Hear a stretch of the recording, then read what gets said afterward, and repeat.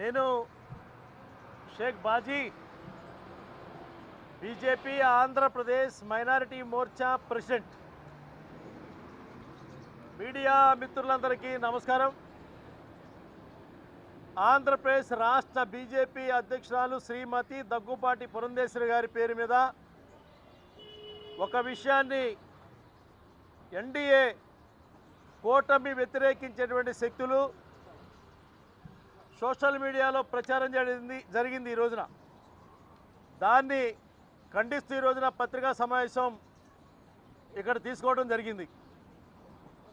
ఆ వార్తలో ఉన్నటువంటి సారాంశం ఏంటంటే, దగ్గుబాటి పురంధేశ్వరి గారు ఆంధ్రప్రదేశ్లో ఎన్డీఏ కూటమిలో అధికారంలోకి రాగానే 4% ఉన్న ముస్లింల రిజర్వేషన్ను రద్దు చేస్తామని చెప్పినటువంటి వార్త.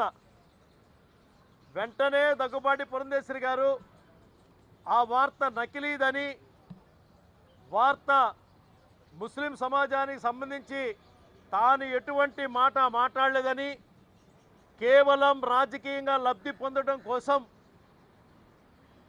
దురుద్దేశపూర్వకమైనటువంటి రాజకీయాలు చేసేటువంటి వ్యక్తులు సృష్టించినటువంటి వార్త అని, ఈ రోజున ఆర్టిఫిషియల్ ఇంటెలిజెన్సీ వచ్చినట సాంకేతిక నైపుణ్యం వల్ల వచ్చినటువంటి పరిస్థితులు ఏవైతే ఉన్నాయో, ఏబిఎన్ ఛానల్లో వార్త వచ్చినట్టు, దాంట్లోనే చంద్రబాబు నాయుడు గారు, పవన్ కళ్యాణ్ గారు కూడా అనుకూలంగా మాట్లాడినట్టు, వారి యొక్క అంగీకారం తెలిపినట్టుగా ఒక అబద్ధ వార్తని సృష్టించారు. ఇది పచ్చి పాపం. ఒట్టి అబద్ధాలతో ఎన్నికల్లో రాజకీయాలు చేయాలని భయభ్రాంతులు చేసి ప్రజల మెదళ్ళ మీద ప్రయోగిస్తున్నటువంటి అబద్ధపు ప్రచారపు రాజకీయ ఎత్తుగడ. ఆంధ్రప్రదేశ్లో ఉన్నటువంటి ఎన్డీఏ కూటమి ఈ వార్త సంబంధించినటువంటి ఏ అంశంతో ఏ రకమైనటువంటి సంబంధం లేదు. అదేవిధంగా ఇది సుప్రీంకోర్టులో ఒక వివాదంలో ఉన్నటువంటి విషయం. కోర్టులో ఉన్నటువంటి అంశాన్ని దాటి కోర్టు బయట మాట్లాడటం అనేది కంటెంప్ట్ ఆఫ్ ది కోర్టు అవుతుంది. ఆ మాత్రం పరిజ్ఞానం లేకుండా ఒక అబద్ధాన్ని ప్రచారం కోసం చేసినటువంటి ఆ యొక్క విద్వేషపూరితమైనటువంటి శక్తులకు హెచ్చరిస్తూ ఉన్నాం. మీకు దమ్ము ధైర్యం ఉంటే బహిరంగంగా సవాలుకు రండి, మేము ఏ అంశం ఏదైనా మాట్లాడతాము. ఈ రోజున దగ్గుబాటి పురంధేశ్వరి గారు మాట్లాడేటువంటి మాట, భారతీయ జనతా పార్టీ దేశవ్యాప్తంగా ఉన్నటువంటి 140 కోట్ల యొక్క పరిపాలన పరంగా ఇస్తున్నటువంటి మాట, సబ్కా సాత్ సబ్కా వికాస్, సబ్కా విశ్వాస్, సబ్కా ప్రయాస్. సబ్కా సాత్ సబ్కా వికాస్లో సమాజంలో ఉన్నటువంటి మైనారిటీలు, ఏదైతే క్రైస్తవులు, జైనులు, సిక్కులు, పార్సికులు, బౌద్ధులు, ముస్లింలు ఎవరైతే ఉన్నారో అందరినీ కలుపుకొని సమాజాన్ని అభివృద్ధి చేస్తామని నరేంద్ర మోడీ గారు చెప్తున్నటువంటి మాట. ఈ విధానాన్నే భారతీయ జనతా పార్టీ తీసుకున్నటువంటి పరిస్థితి.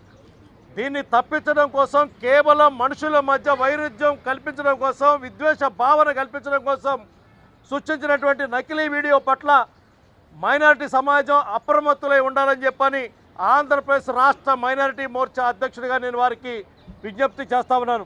ఇటువంటి వదంతులు సృష్టించి కేవలం ఎన్నికల కోసం ఆ పార్టీ మిమ్మల్ని తిట్టింది, ఆ పార్టీ మిమ్మల్ని ఇలా అందని చెప్పినటువంటి పరిస్థితి. ఆంధ్రప్రదేశ్ 5 సంవత్సరాల క్రితం పాలిస్తానని అభివృద్ధి చెందినటువంటి ముఖ్యమంత్రి చేస్తానని చెప్పినటువంటి మాట ఏదైతే ఉందో, ఆయన అధికారంలోకి వచ్చిన తర్వాత సాక్షాత్తు అబ్దుల్ సలాం కుటుంబం మొత్తం రైలు కింద పడి ఆత్మహత్య చేసుకుంది. సిగ్గుందా ఈ ప్రభుత్వానికి అని అడుగుతూ ఉన్నాను. ఆయన వచ్చిన తర్వాత ఆదిషా అనేటువంటి అమ్మాయి మీద అత్యాచారానికి గురైంది. బుద్ధి లేదా ఈ ప్రభుత్వానికి అని అడుగుతూ ఉన్నాను. అదేవిధంగా ఒక మదనపల్లిలో ఒక మైనార్టీ బాలికకి మార్కులు ఎక్కువ వస్తే ఆ అమ్మాయిని వేధిస్తే ఇంటికి వెళ్ళి ఆత్మహత్య చేసుకుంది. కడపలో భాష అనేటువంటి వ్యక్తి యొక్క స్థలాన్ని కబ్జా చేస్తే, ఏ ముఖ్యమంత్రి సామాజిక వర్గం అయితేందో వాళ్ళు కబ్జా చేస్తే దాన్ని బహిరంగంగా అతను చెప్పి నేను కూడా ఆత్మహత్య చేసుకున్నాను చెప్పినటువంటి పరిస్థితి. తర్వాత అతన్ని బతిలాడుకొని చేసిన తర్వాత మళ్ళీ అతన్ని మోసం చేసినటువంటి పరిస్థితి. నిన్నగాక మొన్న శ్రీనివాసరెడ్డి అనేటువంటి ప్రభుత్వుడు బురకా వేసుకొని వెళ్తున్నటువంటి అమ్మాయిని ఆ బురకా లాగి వచ్చినటువంటి వాళ్ళు చెప్పులతో దాడి చేసినటువంటి పరిస్థితి, అతను అరెస్ట్ చేసినటువంటి పరిస్థితి.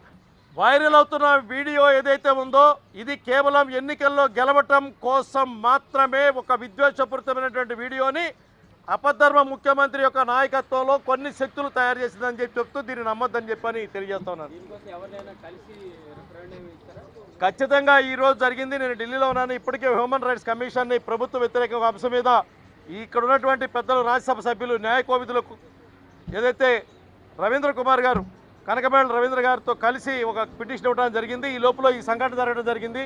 ఈ సంఘటన మీద రేపు ఉదయం కూడా మేము ఖచ్చితంగా వెళ్ళి సైబర్ క్రైమ్కి కంప్లైంట్ చేయడం. ఇప్పటికే ఈ యొక్క సంబంధించినటువంటి సజ్జల భార్గవ్ అనే వ్యక్తి చేసినటువంటి దాని మీద కూడా వీడియోలు తీసుకెళ్లి ఇవ్వడం జరిగింది. దాని మీద దర్యాప్తు జరుగుతూ ఉంది.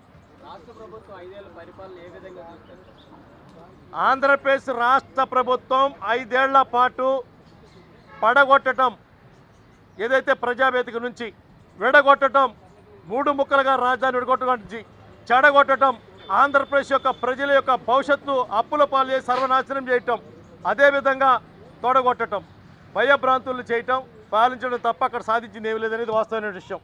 మరి ఇప్పుడే మీరు చెప్పారు ఇన్ని ఎస్టీ ఎస్టీ మైనార్టీల గురించి ఇన్ని చెప్పారు. మరి రాష్ట్ర ప్రభుత్వానికి ఇలాంటి క్వశ్చన్స్ ఏమైనా రాలేదంటారా? ఆంధ్రప్రదేశ్ రాష్ట్రంలో ఎస్సీల గురించి మాట్లాడేటువంటి హక్కు లేదు. ఎందుకంటే సీతానగర్లో గుండు కొట్టించింది వాళ్లే, అనంతబాబు సాక్షాత్తు దళితుడిని చంపి డోర్ డెలివరీ చేసింది వాళ్లే. బీసీల గురించి మాట్లాడే హక్కు లేదు. సాక్షాత్తు బీసీ అమ్మాయిని ఏడిపిస్తే తమ్ముడు అడ్డుకుంటే తమ్ముడిని పెట్రోల్ పోసి అడ్డించింది వాళ్లే. మైనార్టీల గురించి మీకు లెక్క చెప్పాను. ఎస్టీల గురించి ఈ రోజున ఎస్టీల గురించి పట్టించుకున్నటువంటి పాపం లేదు. ఇంకా కూడా ఏదైతే గిరిజనులు నివసిస్తున్నటువంటి ప్రాంతంలో ట్రోలీలు తీసుకెళ్లేటువంటి పరిస్థితి లేదు. కానీ గిరిజనుల ప్రాంతాల్లో గంజాయి పండించి గంజాయి వ్యాపారం చేసుకోవడానికి అడ్డాలుగా మార్చుకునే పరిస్థితి వాళ్ళు. ఎటువంటి సంక్షేమ పథకాలు కూడా వాళ్ళకి చేసింది లేదు, ముక్కలుగా విడదీయటం తప్ప. మీ కూటమి అధికారంలోకి వస్తే వాళ్ళు ఏం చేస్తారు? ఖచ్చితంగా ఆంధ్రప్రదేశ్ని భారతదేశంలో అభివృద్ధి చెందినటువంటి రాష్ట్రంగా తీసుకెళ్తాం. ఈ రాష్ట్రాన్ని వెనకబెట్టేటువంటి పరిస్థితి చేసినటువంటి ఈ ముఖ్యమంత్రి యొక్క పాలనకి తిలోదగాలిస్తూ ప్రజలు ఇచ్చినటువంటి తీర్పు ఏదైతే ఉందో దాన్ని అందిపుచ్చుకొని ఖచ్చితంగా అభివృద్ధి పథకంలో తీసుకెళ్తాం. ఇవాళ అన్ని రాష్ట్రాలు అభివృద్ధి చెందుతూ ఉన్నాయి. గుజరాత్, మధ్యప్రదేశ్, రాజస్థాన్, అదే ఛత్తీస్గఢ్, విడిపోయినటువంటి రాష్ట్రాలు ఏవైతే ఉన్నాయో ఎడదీసినటువంటి రాష్ట్రాలు అవి అభివృద్ధి చెందినాయి. ఈశాన్య అభివృద్ధి చెందినాయి.